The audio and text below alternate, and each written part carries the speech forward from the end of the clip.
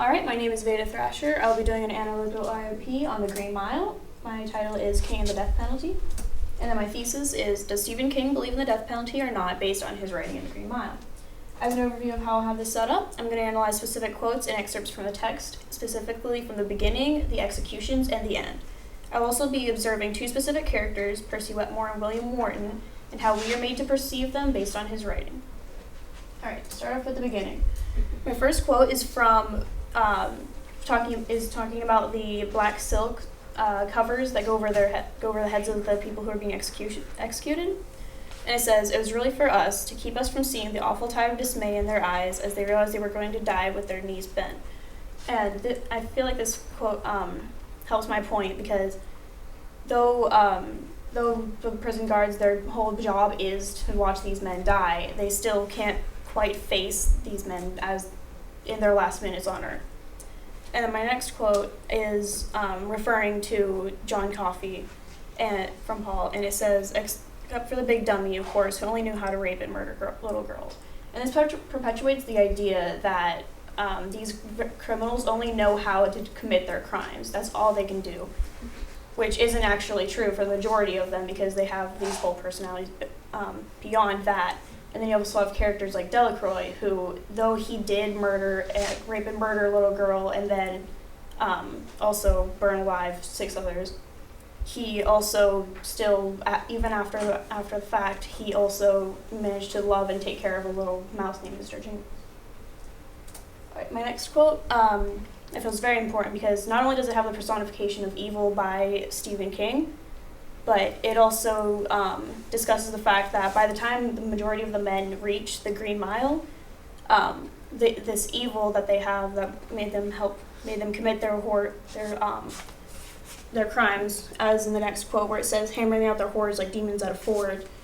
By the time they actually reach Old Sparky, whatever it is vacates and leaves us to kill husks that aren't really alive anyway. Which brings up the anti-death penalty point of, what's the point of even murdering these men when the actual thing that committed these crimes is already gone.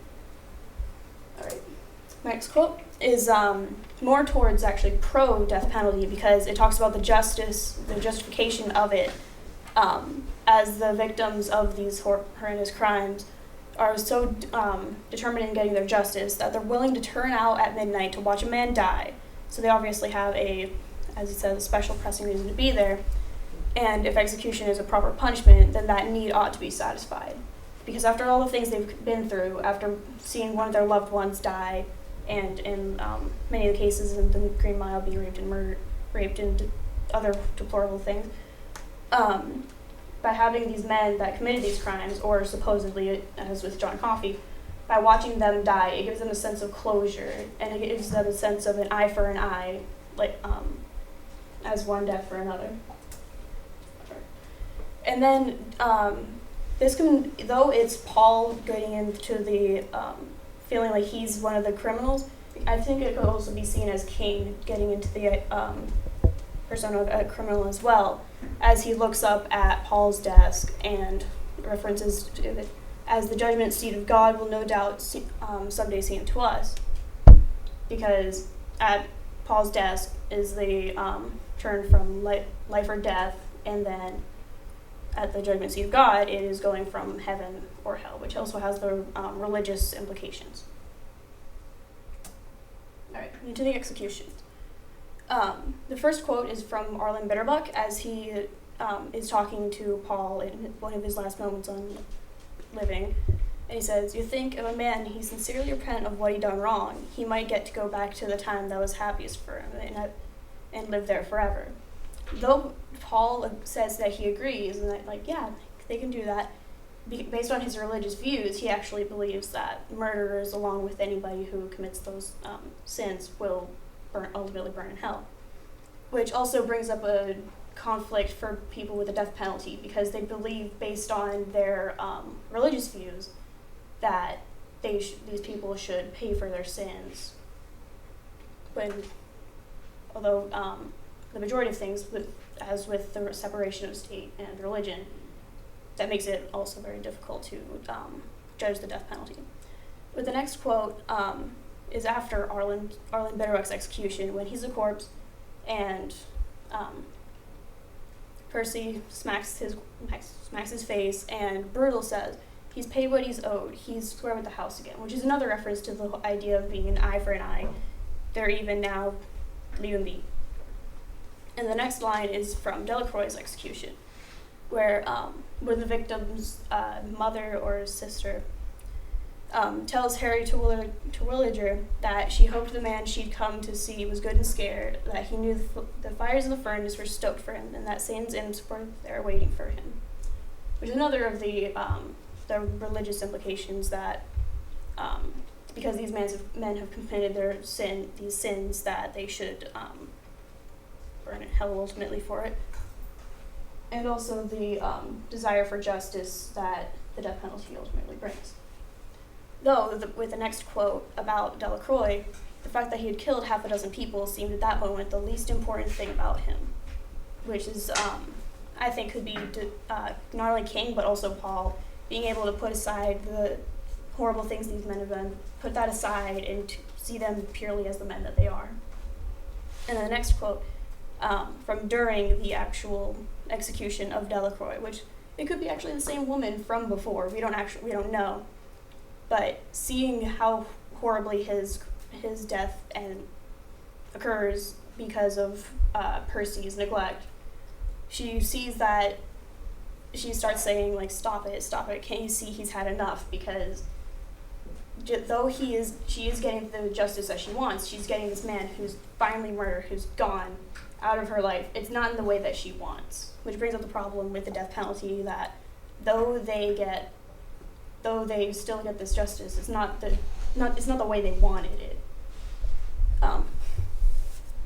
And then the next quote is from Brutal, talking about the execution of John Coffey, where he says, "What am I going to do if I end up standing in front of God the Father Almighty, and he asks me why I did it? That this was my job."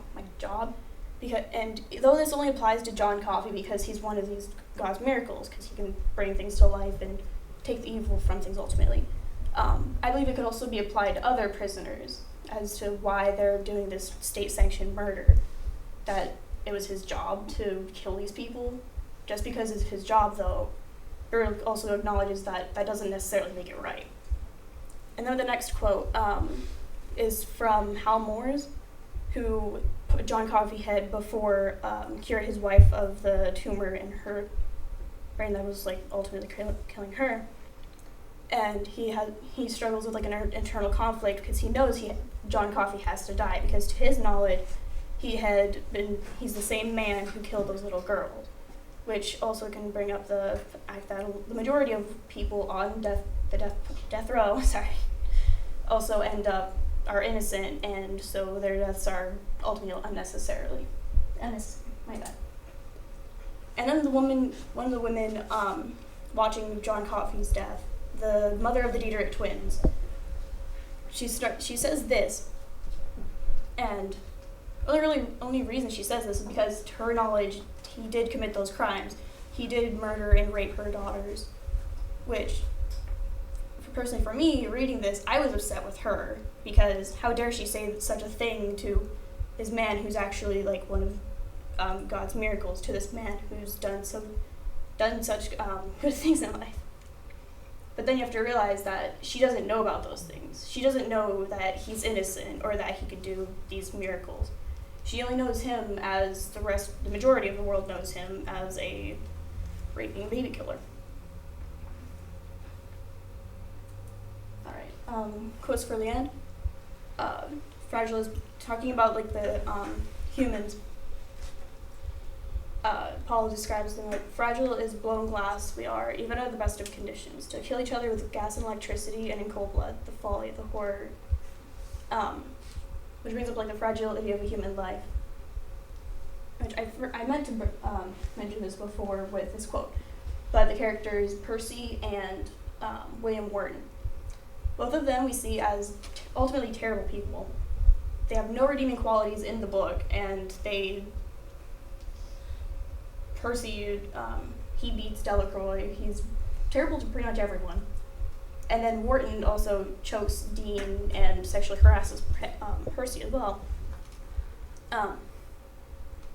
With those characters, we've never actually have any like sympathy for them or their ends in the books. We're honestly probably kind of glad that Percy gets his what's coming to him, and same for Wharton, which similarly is like the feeling that this the mother probably had for John, because they only know that part of them. Like perhaps if we knew more about Percy, if we knew more about Wharton, what led them to them being as they were, we probably would have felt different. But based on what we know from the book, we pretty much hate them. So, I mentioned that before. And then back to these. With the second quote, when Janice is dying in Paul's arms, he's wishing for a miracle because, as also with human life, we only value those that matter to us. We value those that we love and care about deeply. So, of course, he's going to be wishing, like, well, you saved her, why can't you save my wife? Why not my Janice? Which can't happen because John Coffey's long been dead. But were there a possibility, he definitely would have taken it. So in conclusion, with Stephen King's opinion on the death penalty, I believe he's in the gray with it. Because though people try to pretend it's a black and white matter, where you could either you believe in it or you don't. There's no in between. There's actually a majority of it is this gray area, which I believe is what his point was with the Green Mile, with characters like John Coffey, who was innocent but died anyway, with characters like Percy, and with Wharton, who was terrible and has no redeeming qualities, and who was someone we would see the death penalty being good for. And then characters like Delacroix, who, though he did commit his crimes, later on we see that he did repent. And similarly with On the Bitter Block as well.